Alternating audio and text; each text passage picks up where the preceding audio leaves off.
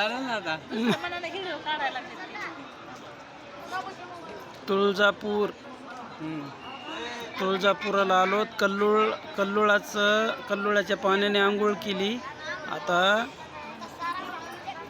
तुळजाभवानीच्या दर्शनाला चाललो आहेत. हां म्हणा एखादा पाऊड एखादं गाणं तुळजाभवानीचं गाणं म्हणा. तुळजापूर शार आंबेकीच घर डोंगराच्या वरे आंबाव नांदती